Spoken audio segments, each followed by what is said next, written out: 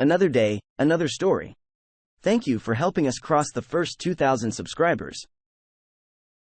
This could have never been done without your support. Thank you, and for the ones who have not yet subscribed, please subscribe and help us get to the next milestone. Please hit the subscribe button and hit the bell icon for notifications for our latest stories. Share a like if you like this story. Also, please share your thoughts on this story. Let's start with the story. I never thought I'd find myself in this situation, discovering my wife, Jane's affair with Chad. 10 years of what I believed was a happy relationship came crashing down a few months ago. The betrayal hit hard and I needed an outlet for my anger and hurt. When I stumbled upon those incriminating Facebook messages from Chad, I knew I had to handle the situation differently than just exploding in anger. My brother's advice echoed in my mind, urging me to be methodical and make sure there were consequences. I didn't want to regret not taking action later. After days of plotting and scheming, an idea formed in my mind: nuclear revenge that would not only help me heal, but also teach Jan a lesson. I reached out to Chad's wife, Sarah, on Facebook. Surprisingly, she was calm and collected about the whole ordeal. And to my shock, she wanted revenge too. Sarah and I hatched a devious plan to go on a date and intentionally be seen by Jane and Chad, turning the tables on them.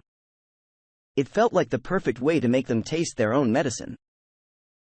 Though hesitant at first, the more I thought about it, the more I loved the idea.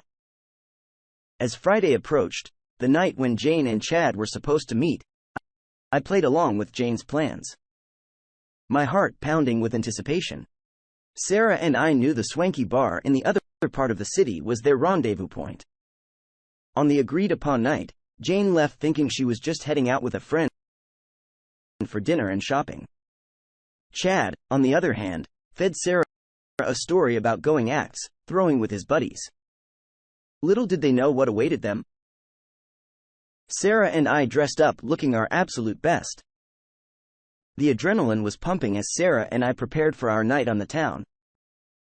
A night that was meant to be a play of revenge. We talked excitedly in the car, acknowledging the sadness and frustration underlying our actions. Arriving at the bar, we spotted Jane and Chad in a cozy corner, blissfully unaware of what was about to unfold.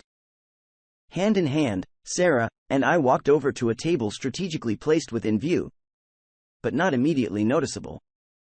We ordered drinks and appetizers, stealing glances at Jane and Chad until they finally noticed us. The shock on their faces was priceless, eyes wide, like they'd seen a ghost. I could almost hear the gears turning in their heads as they grappled with the unexpected turn of events. Sarah whispered that they had seen us, urging me to kiss her. Initially hesitant, I gave in, sharing a long, passionate kiss fueled by our mutual anger. Rubbing my eyes and peeking through my hands, I could see the chaos unfolding at their table. They were a whirlwind of emotions: furious, exposed, confused. After about 15 minutes of our laughter and flirting, Chad mustered the courage to confront us.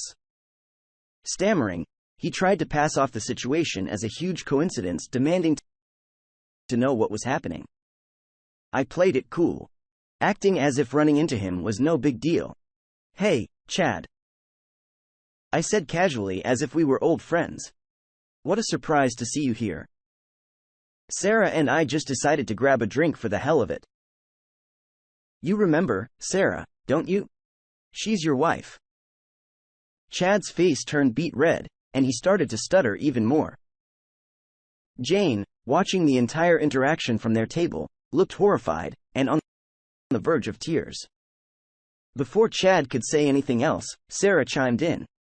"Oh, come on, Chad. It's not like we're doing anything wrong. We're just two people having a good time, just like you and Jane." The look on their faces was absolutely priceless. They were caught red-handed, and the reality of their infidelity had hit them.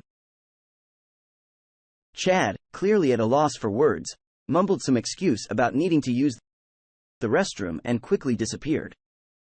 Jane couldn't bear the weight of her own deceit any longer. She stood up from her seat, tears streaming down her face, and stormed out of the bar. It was evident that she never expected to be on the receiving end of the consequences of her affair. With our mission accomplished, Sarah and I shared a high five and a knowing glance. The satisfaction of turning the tables on our cheating spouses was indescribable. We lingered at the bar, finishing our drinks and getting to know each other better. Despite the circumstances that brought us together, we realized we had a lot in common and enjoyed each other's company. As the night progressed, Sarah and I exchanged stories about our marriages, the attempts to make things work, and the subsequent letdowns by our partners. Sharing my pain with someone who understood it deeply was therapeutic. When it was time to leave, I took Sarah home, and we promised to keep in touch. We knew difficult conversations and decisions lay ahead. But at least we had each other for support. Over the next few weeks, both of our marriages crumbled. Jane and Chad were remorseful, but it was too little, too late. Sarah and I supported each other through the process of filing for divorce and dealing with the emotional fallout. In the end, our revenge plot did more than just teach our cheating spouses a lesson. It brought together two people dealing with immense heartache, giving us the strength to move on from the past. While Sarah and I aren't a couple, we become great friends. The future is uncertain, but the support we've provided each other has been invaluable.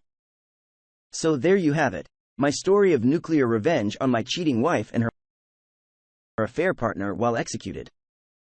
What do you think? Is there anything you would have done differently? Let us know in the comments below. Dear listener, if you have reached this far, please click on the subscribe button. It will be a great help.